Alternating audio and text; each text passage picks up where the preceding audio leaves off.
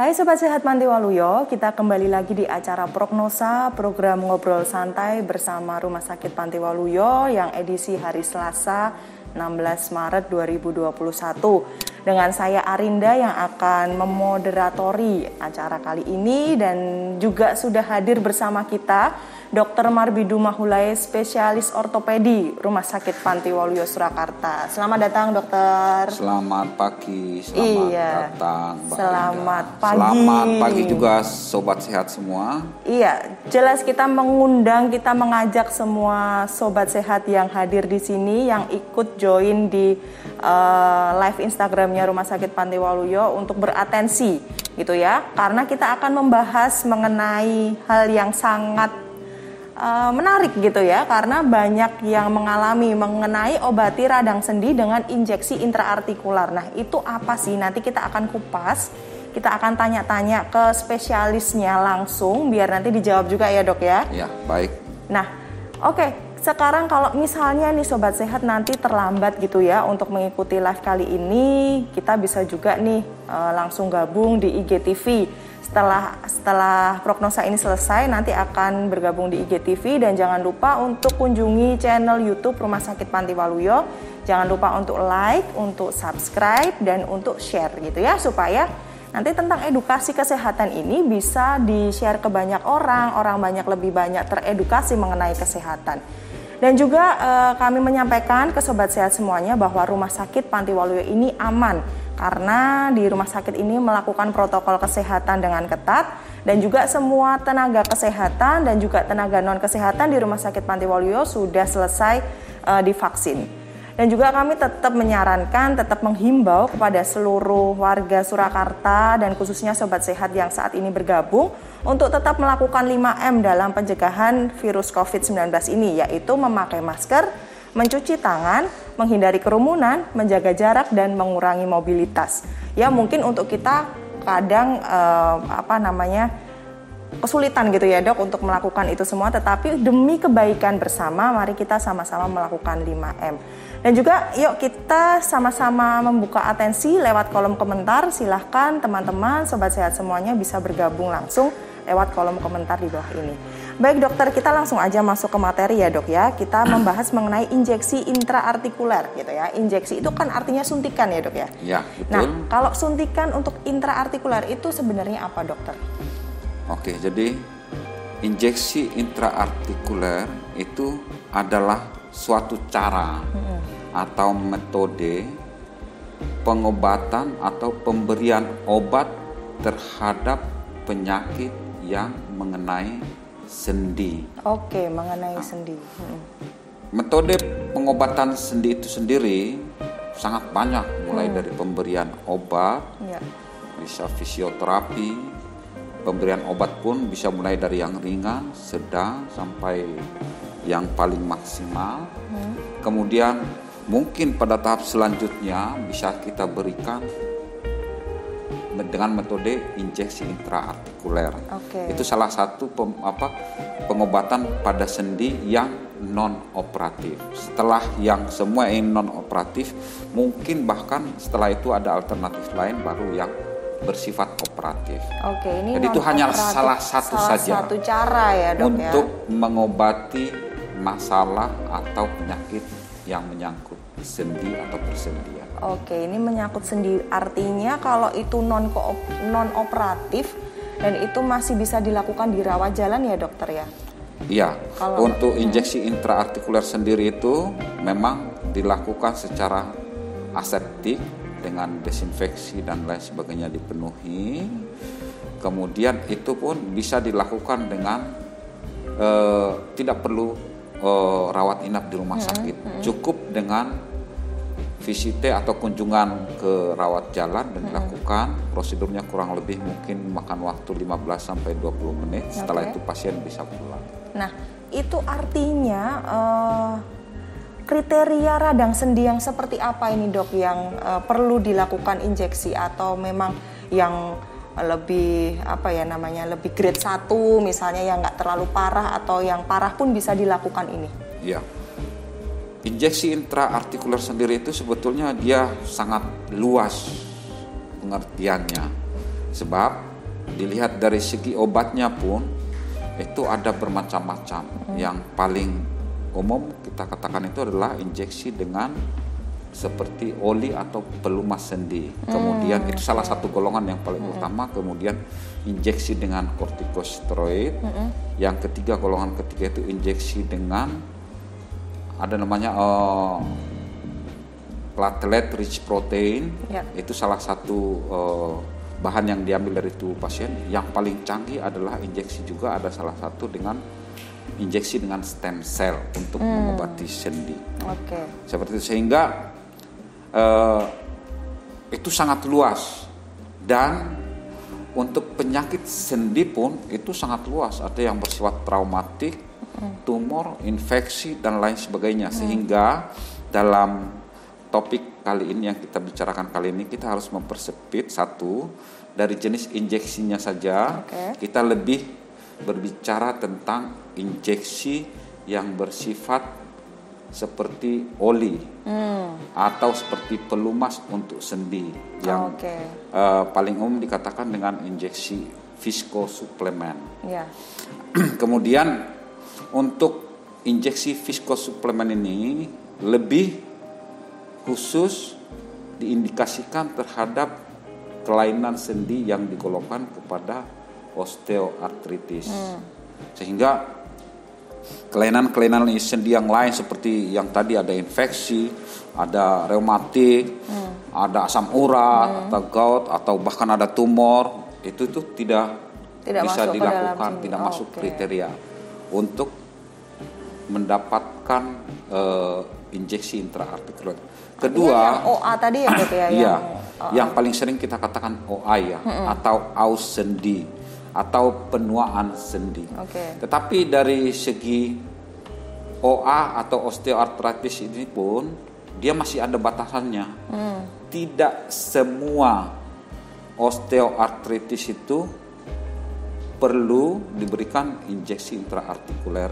Dan juga poin yang kedua adalah tidak semua osteoartritis itu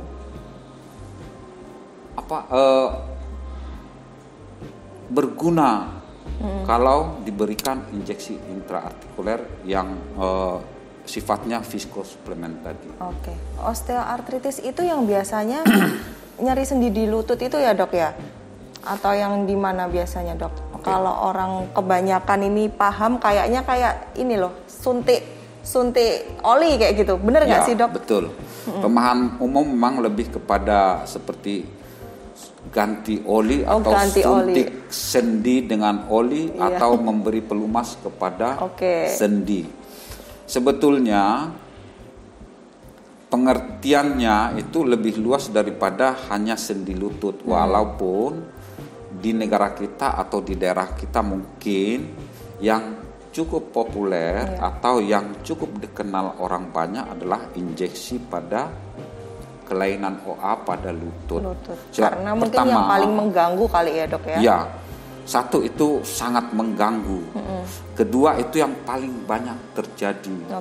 Ketiga ya dari perspektif pasien, yang lain-lain itu biasanya kalau nyeri jari atau siku atau bahkan di panggul itu masih bisa diatasi atau diterima. Tetapi kalau lutut di mana itu nyerinya dan gangguannya terhadap aktivitas dan berjalan pasien itu yang pada umumnya menjadi pokok perhatian yang bawa pasien untuk minta dilakukan injeksi intraartikuler.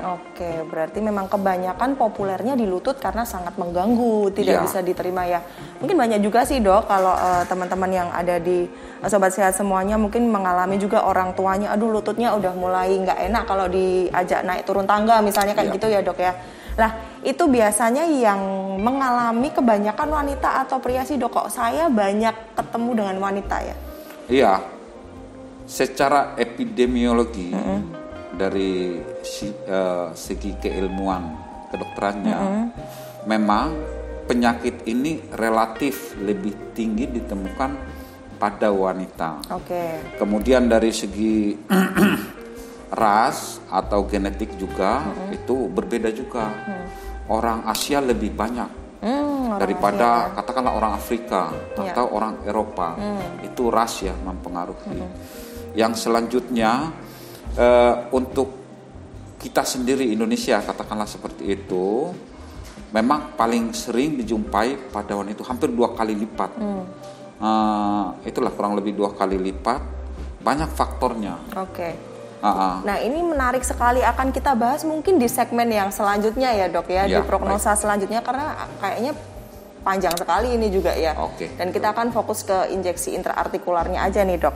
Oke dokter, nah kalau injeksi intraartikularnya ini sendiri bagaimana teknis pelaksanaannya? Jadi yang dilakukan tadi kan sudah bisa dilakukan di rawat jalan paling sampai 20 menit, mungkin ada teknis lainnya dokter?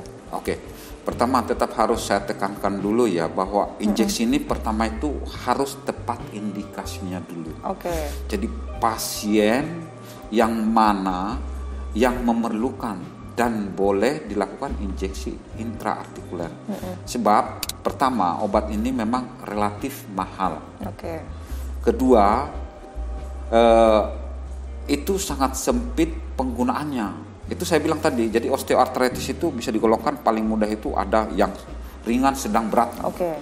Yang boleh diberikan itu adalah minimal yang ringan sampai sedang. Yang berat apalagi sudah kelainan bengkok kakinya atau deformitas yang agak berat, itu tidak akan ada gunanya. Harus dioperasi ya dok ya? Iya, banyak pilihan antara lain operasi atau bisa dilakukan juga dengan artroskopi atau bisa dilakukan dengan brace atau dengan alat-alat atau metode yang lain. Tetapi intinya adalah kalau melakukan injeksi ini harus tepat-tepat, betul tepat indikasinya sehingga obat yang mahal ini bisa berguna. Selanjutnya untuk injeksi intraartikuler ini sendiri yang kita berikan adalah itu hampir sama dengan cairan sendi yang normal, yang aslinya. Obat ini bukan obat seperti pereda nyeri atau penghilang rasa sakit atau untuk supaya bersih di dalam, enggak. Itu diberikan cairan yang betul-betul sama persis dengan cairan sendi yang normal atau yang natural atau yang alami, makanya disebut penggantian cairan sendi atau kadang-kadang disebut juga itu tadi injeksi pelumas sendi, pengganti oli gitu pengganti ya dok, oli sendi.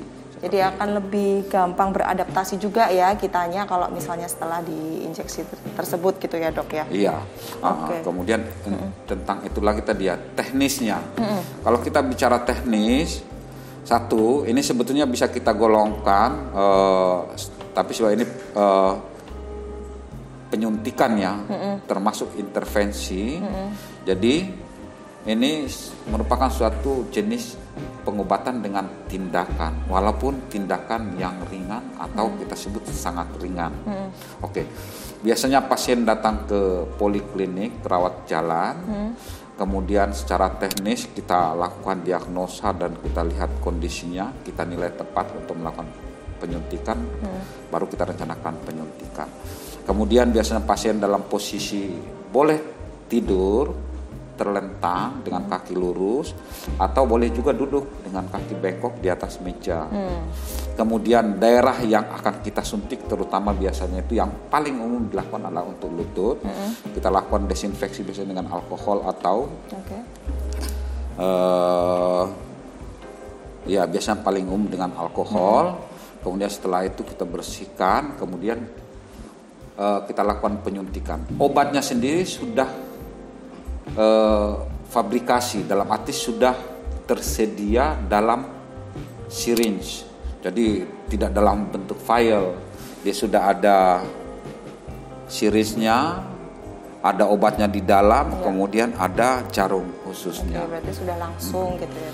Kemudian metode pendekatan pada lutut, setelah dibersihkan lututnya tadi, kita tentukan penyuntikannya dari luar atau dari dalam. Kemudian obatnya itu kita suntikan. Volume obatnya itu kurang lebih 2 cc, 2 ml. Berarti 1 kali penyuntikan itu 2 cc gitu ya? Ya, 2 cc itu yang ada dalam sirisnya itu semua habis, kita masukkan ke dalam sendi. Oke, baik dok. Nah, sudah menarik sekali apa yang kita bahas kali ini, dan tetap kami membuka atensi lewat kolom komentar untuk Sobat Sehat yang mau bertanya atau mau juga sharing gitu ya, apakah kemarin sudah pernah melakukan injeksi ini atau belum, atau gimana rasanya gitu, bisa di-sharingkan juga di sini. Jadi mungkin nanti Sobat Sehat yang lain juga bisa tahu nih, oh ternyata manfaatnya banyak sekali ketika melakukan injeksi ini gitu ya. Dokter, nah itu tadi teknisnya, ada lagi nggak dokter teknis yang dilakukan? Iya, jadi setelah dilakukan, ini mungkin agak kurang sedikit tadi ya, setelah lakukan penyuntikan, kemudian kita bersihkan ulang, kemudian kita tutup dengan plester sedikit. Setelah itu, biasanya lutut itu perlu kita istirahatkan. Boleh dikasih bandage atau dengan tensiokrep yang warna coklat itu. Minimal 12 sampai 24 jam. Itu untuk mengistirahatkan lutut, biar nggak banyak sama gerak, gitu, menjaga obatnya itu tetap berada di dalam ruangan sendi, tidak kemana-mana. Sebab sendi itu ruangan tertutup, tetapi kalau langsung dengan aktivitas berat atau lari atau ngangkat-ngangkat atau jalan naik turun tangga, bocor gitu ya dok? Itu ya obatnya ada potensi dia untuk keluar kembali. Dan obat yang keluar itu banyak efeknya. Pertama yang jelas terbuang, kedua fungsinya jadi nggak kita dapatkan, dan bisa mengakibatkan nyeri atau pembengkakan di sendi di luar. Bahayanya malah bikin jadi nyeri dan pembengkakan itu ya, dok ya, kalau sampai bocor tadi ya dok. Dok, ini ada yang tanya dulu nih dok, sambil kita sebelum kita masuk ke pertanyaan selanjutnya. Ada pertanyaan dari @Samuel Kris Harmanto. Dok mau tanya, untuk nyeri di bagian lutut bagi penderita obesitas, apakah bisa hilang dengan injeksi intraartikuler? Wah, ini menarik ini dok. Iya, ini menarik sekali obesitas pertanyaannya ya. Jadi untuk kalau kami para dokter ahli memandangnya, pertama ini baru berupa keluhan pasien dan realitas pasien. Kita harus betul-betul melakukan diagnosa yang tajam. Obesitas, nyeri, kelihatan umurnya biasanya pasti ya umur menengah atau sampai tua. Tetapi nyeri itu sendiri harus kita pastikan dulu dia betul-betul osteoartritis atau yang lain. Walaupun pada umumnya mungkin yang dimaksud oleh saudara kita Samuel ini, sobat kita Samuel, mungkin ke arah osteoartritis yang berhubungan dengan kegemukan. Seperti saya ulang pintas lagi ya, bahwa injeksi itu adalah salah satu dari sekian banyak metode untuk pengobatan sendi. Harus dimulai dari fisioterapi, kemudian exercise atau olahraga. Yang paling penting itu penurunan berat badan. Kemudian mungkin kita berikan obat yang mulai yang ringan, sedang sampai berat, kemudian habis itu injeksi. Sehingga saya bilang tadi, kriteria untuk melakukan injeksi ini sangat clear, sangat sempit, dan harus tepat sehingga obat itu berguna dan tepat. Untuk obesitas, pendekatannya tidak kita suntik langsung sembuh, enggak. Kita mulai dari dulu edukasi pasien apa yang harus dilakukan, kemudian berat badannya kita kontrol seperti apa, kemudian baru kita tentukan. Mungkin kalau masih nyeri, mungkin diperlukan injeksi intraartikuler, tetapi harus dilihat dulu. Pertama, derajat osteoartritisnya sudah seberapa banyak rusaknya, kemudian hal-hal lain ini sudah dilakukan, kemudian penurunan berat badan sudah diusahakan semaksimal mungkin. Tetapi apakah bisa diberikan? Bisa. Apakah nyerinya hilang dengan beberapa macam metode ini, kemudian betul-betul pasien bisa teratur berobat ke dokter, kemudian melakukan apa yang kita programkan tadi, kemungkinan besar masih bisa bagus. Kita harapkan bisa menyembuhkan pasien. Nah itu merupakan solusi yang terintegrasi gitu ya dok ya, bukan hanya kita langsung disuruh injeksi intraartikuler, tetapi ada program-program yang dilalui dari mulai mungkin penurunan berat badan gitu ya, terus olahraga, fisioterapi dan lain sebagainya. Baru kalau sudah memang benar-benar dibutuhkan gitu pakai injeksi intraartikular. Betul begitu ya, Dok? Betul ya? Sekali. Oke, terima kasih sekali untuk pertanyaannya Bapak Sobat Sehat Samuel. Nah ini Dok, kita lanjut ke pertanyaan selanjutnya Dok ya. Nah tadi kan setelah dilakukan injeksi kita harus mengistirahatkan sendi, gitu ya. Setelah itu sebenarnya ada efek samping apa aja sih Dok setelah dilakukan injeksi itu tadi? Oke, kita post injeksi kita bisa menggolongkan dua hal. Satu, efek samping, yang kedua risiko. Oke. Efek samping biasanya berkaitan dengan obatnya sendiri dan faktor individu dari seorang pasien yang kita lakukan injeksi. Efek samping yang sering terjadi itu adalah katakanlah satu, nyeri post injeksi pada daerah injeksi. Kedua, biasanya itu walaupun itu jarang pada saat injeksi ya, tapi mungkin setelah 30 menit sampai 1 jam itu sudah hilang. Tapi ada juga yang agak berlanjut lebih, tapi itu jumlahnya sangat sedikit. Yang kedua, biasa kadang-kadang bengkak sedikit atau kemerahan pada yang daerah penyuntikan tersebut. Itu namanya efek samping. Tetapi yang namanya resiko ini yang harus diperhatikan. Resiko apapun, tindakan apapun yang mengenai sendi, apalagi masukkan obat ke dalam sendi, itu membawa resiko. Walaupun itu seperti saya sampaikan tadi, itu frekuensinya atau kejadiannya sangat-sangat kecil. Tapi harus sebagai dokter yang baik membantu memberi edukasi pada pasien, tetap ada resiko. Tapi yang paling berbahaya itu kalau jadi infeksi, sebab kita lakukan luka itu bisa jadi jalan masuk ke ada resiko infeksi juga. Ada resiko infeksi, septic arthritis, infeksi dalam sendi lutut. Kedua, bisa terjadi perdarahan atau hematom. Ketiga, bisa kalau salah suntik, apalagi belum berpengalaman, itu nyeri sekali. Itu resiko juga. Ini tadi yang nyeri pertama itu adalah semua benar, tapi kadang-kadang tetap bisa nyeri walaupun sudah. Tapi kalau ini, kalau tidak pengalaman atau obatnya salah, bukan masuk ke dalam ruangan sendi sangat sempit. Kalau tidak pengalaman, dia bisa mengenai jaringan di luarnya atau mengenai tendonnya atau mengenai ligamen. Itu nyeri sekali dan itu bertahan lama. Lalu bagaimana ya Dok ya kalau terjadi seperti itu, pencegahannya atau memang harus kembali ke rumah sakit?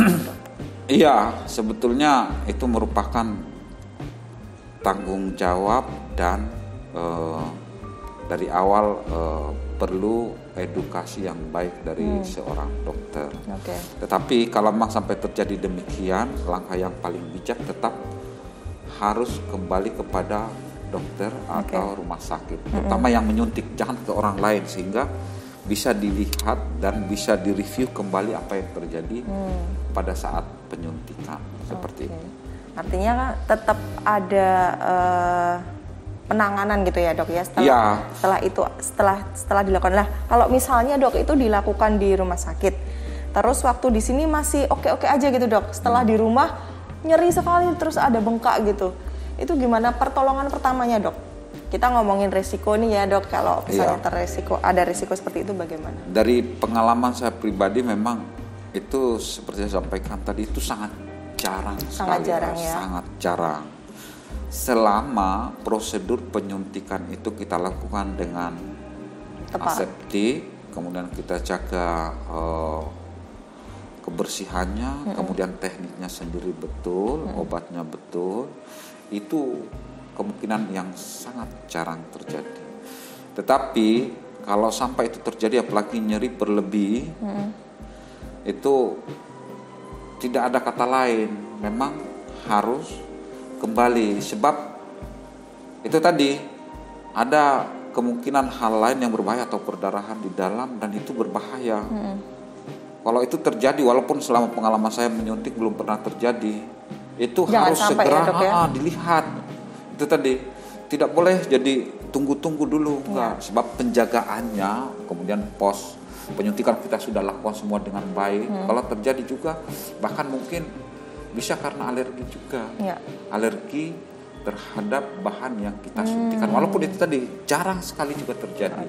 Tapi kalau ada yang luar biasa, apalagi nyeri sekali, apa bengkak, apa perdarahan, harus kembali. tidak boleh diobati sendiri. Sebab yang jarang terjadi, bahkan dokter pun tidak mengantisipasinya, pasien tidak mengantisipasinya, itu kita harus review dan periksa betul. Jadi meskipun ada risiko pembekakan, pendarahan ataupun juga nyeri sekali, tetap harus langsung ke rumah sakit lagi, bertemu dengan yang nyuntik tadi ya, Dok. Iya, betul. Supaya juga segera ditangani gitu, Dok. Iya. Kalau ini, Dok, mungkin ini pertanyaan terakhir dari saya nih, Dok. Tapi Sobat Sehat bisa bertanya lebih lanjut nanti. Nah, setelah pos penyuntikan ini, perjalanan penyakitnya dari pasien ini seperti apa, Dok? Apakah juga harus diulangi setelah 3 bulan, 6 bulan, atau seperti vaksin itu kan diulangi berapa tahun sekali gitu, Dok? Apakah ini juga seperti itu? Iya, ini kembali lagi, pertama itu derajat kerusakan atau berat ringannya penyakit yang dialami oleh pasien. Dari segi pasien sendiri apakah ringan atau sedang. Kalau kerusakannya masih ringan, biasanya bahkan bisa kita harapkan itu dia bisa sembuh dan baik. Sembuh dan baik itu dalam arti bukan suatu saat tidak bisa sakit lagi, tapi dalam tahap ini bisa sembuh dengan baik. Kemudian yang kedua mungkin dia bisa membantu memperlama kekuatan lututnya. Dalam arti dia mempertahankan sehingga kerusakan yang terjadi di dalam lututnya itu bisa berhenti, sehingga pasien bisa tetap melakukan aktivitas tapi dia tidak kembali ke normal. Kita lihat dari segi umurnya sama kerusakan yang terjadi.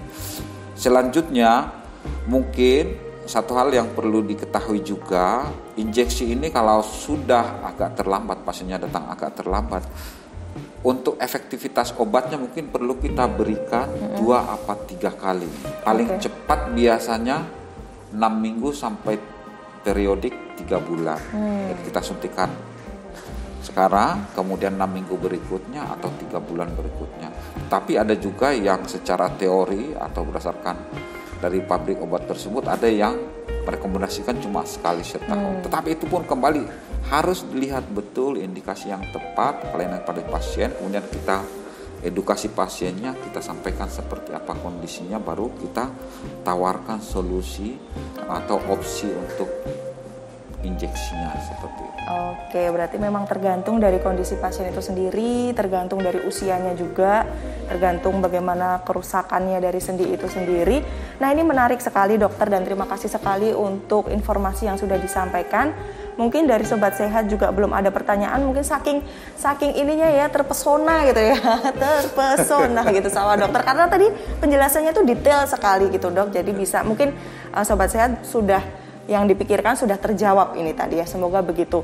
Nah, Sobat Sehat semuanya, kalau misalnya Sobat Sehat membutuhkan layanan dari injeksi intraartikular ataupun nanti membutuhkan layanan untuk konsultasi lebih lanjut mengenai ortopedi, bisa langsung ke Rumah Sakit Pantiwaluyo bertemu dengan Dr. Marbindu ini di jadwal prakteknya di hari Senin sampai Sabtu jam 9 sampai jam 12. Saya ulangi ya, Senin sampai Sabtu jam 9 sampai jam 12, bisa mendaftarkan langsung di telepon 0271 71 20 77 atau juga melalui WA di 081 5671 7076.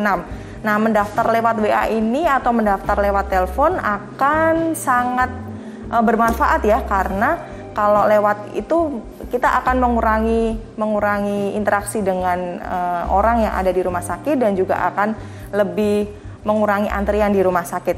Nah, ini kayaknya masih ada yang bertanya lagi nih, Dok. Satu kali lagi yang mau bertanya. Mungkin tadi masih ada yang ngeganjel gitu ya. Kita tunggu dulu yang bertanya. Sambil saya informasikan juga bahwa di Rumah Sakit Pantiwaluyo sekarang ada program terbaru, yaitu program Kekasih, Keluarga Kasih Rumah Sakit Pantiwaluyo, yaitu program layanan single tarif untuk pelayanan semua pelayanan di rumah sakit gitu ya. Jadi kalau selama ini kita dikenai biaya kelas perawatan, kelas 3, kelas 2, kelas 1, VIP dan selanjutnya. Nah, untuk program Kekasih ini adalah layanannya single tarif. Jadi kalau misalnya Sobat Sehat semuanya mau di kelas 3, kalau misalnya mau ke rumah sakit pakai program tersebut, pakai layanannya single tarif. Misalnya nih, Sobat Sehat nih mau operasi gitu ya, mau operasi, kalau misalnya nanti mau naik ke kelas 2, pengen nyaman di kelas 1 gitu, cuman tinggal membayar iur bayarnya saja di top up kamar. Jadi misalnya nih kamarnya di harga 300, nah baseline-nya di tarifnya Kekasih ini kan standar kelas 3, standar tarif kelas 3, jadi tinggal iur 300 dikurangi 100.000, jadi tinggal 100.000 aja sehari gitu. Jadi enak banget nih dok, layanan Kekasih ini membantu semua masyarakat di kota Solo. Misalnya nih pengen banget nggak ribet-ribet ke rumah sakit gitu ya, karena akan disambungkan dengan PIC langsung. Dan pendaftarannya gampang banget, langsung mengirimkan foto melalui WA. Nah ini cukup menarik untuk kita semua, karena mungkin selama ini masih takut ke rumah sakit, masih kalau ke rumah sakit mungkin prosedurnya ribet. Nah ini enggak sama sekali, kita fleksibel banget. Kalau misalnya mau menggunakan layanan Kekasih, langsung ke rumah sakit, langsung WA aja ke PIC, nanti juga akan langsung didaftarkan. Nah setelah didaftarkan pakai layanan Kekasih, harganya pasti lebih terjangkau gitu dokter. Ya, baik. Kita semua sudah bergabung dengan layanan Kekasih ya dok, sudah gabung juga ya. Nah dari dokter Rumah Sakit Panti Waluyo juga sudah punya komitmen untuk melayani masyarakat dengan sangat berbakti ke masyarakat dengan memberikan layanan terbaik. Membantu masyarakat Kota Solo khususnya dengan layanan terbaik dengan harga yang sangat terjangkau. Mari yang bertanya silahkan. Dari siapa ini? Oh, dari Sobat Sehat @Samuel Kris Harmanto lagi. Apakah injeksi intraartikuler bisa membuat pasien ketagihan? Kalau tidak diinjeksi lutut rasa nyeri. Ini terjadi pada orang tua saya pasca sakit stroke. Kalau tidak diinjeksi lututnya tidak nyaman. Nah ini dok. Iya. Ini memang menarik ini. Jadi ketagihan. Iya. Ketagihan suntik. Kalau dok, disuntik memang enak. Biasanya pasien ketagihan ya. Iya. Enak terus. Tetapi kita lihat dari pertanyaan ini kita harus jelas dulu. Pertama, yang diinjeksikan itu sebetulnya apa? Apakah memang seperti yang kita diskusikan baru tadi ini merupakan cairan pengganti sendi atau obat lain? Obat Sebab nyeri, tadi ya? ada 4 golongan terutama. Ada kortikosteroid, ada viskosuplemen pengganti sendi, kemudian ada protein rich plasma, kemudian ada lagi stem cell. Tapi biasanya kalau yang sering dilakukan berkali-kali itu kortikosteroid. Tapi kortikosteroid itu pun dilakukan dengan indikasi yang sangat sempit, di mana sudah terjadi kerusakan dan tidak ada pilihan lain, baru dilakukan itu, dan itu bisa berkali-kali. Tetapi kalau apa yang kita diskusikan, penggantian oli sendi dengan indikasi, dengan kriteria yang tepat, itu biasanya pasiennya itu akan cukup sembuh dalam waktu lama. Sebab lututnya itu kita berikan vitamin pelumas sehingga dia bisa mendekati normal minimal, atau kerusakannya itu tidak berlanjut. Jadi bukan hanya sejenis pereda sakit atau supaya kakinya nyaman atau lututnya nyaman, enggak. Jadi kita harapkan itu penyembuhannya itu lebih lama dan lebih panjang. Ketagihan enggak. Ketagihan enggak ya. Tetapi kalau injeksi yang lain tadi, ya? di mana terjadi katakanlah sudah kerusakannya sudah luar biasa, jalan pun sudah sakit, sendinya sudah betul-betul aus, betul yang derajat berat sampai berat sekali, itu injeksinya lain, bukan yang viskosuplemen. Kalau yang itu biasanya lebih kepada untuk menahan gitu ya? Sakitnya, dan itu biasanya berkali-kali, dan ketagihan ya mungkin juga, sebab kalau tidak diberikan obatnya itu efek obatnya sakit sekali, hilang, akan jadi sakit lagi. Tetapi berbeda dengan apa yang kita bicarakan pada topik ini. Kalau dengan viskosuplemen kita harapkan penyembuhannya itu jangka panjang. Nah, itu tadi sudah dijawab oleh Dokter Marbindu dan terima kasih sekali dokter sudah menjawab. Terima kasih juga Sobat Sehat yang sudah beratensi, sudah ikut bergabung juga. Semoga informasi hari ini bisa disampaikan juga ke Sobat Sehat lainnya, bisa di-share juga IGTV kami, bisa di-share juga channel YouTube kami sehingga banyak orang yang akan teredukasi tentang kesehatan. Nah, mungkin ada pertanyaan lagi dari Sobat Sehat? Sudah ya, sudah tidak ada lagi. Nah, kami juga mengajak Sobat Sehat semuanya mengunjungi IGTV setelah misalnya ketinggalan live ini ya di RS Pantiwaluyo _Surakarta dan juga mengunjungi channel YouTube kami di RS Pantiwaluyo. Jangan lupa untuk like, share, dan subscribe. Subscribe. Aduh, belibet banget ya dok ya. Baik, terima kasih sekali untuk waktunya kali ini. Terima kasih untuk Dokter Marbindu. Terima kasih untuk Sobat Sehat semuanya. Dan kita akan kembali lagi di prognosa selanjutnya. Semoga dengan prognosa ini Sobat Sehat semakin sehat gitu ya. Dan kita semakin dilindungi Tuhan dan tetap bisa beraktivitas dengan baik. Gitu. Kita akan jumpa lagi di pertemuan selanjutnya. Saya Arinda undur diri. Dadah. Dadah.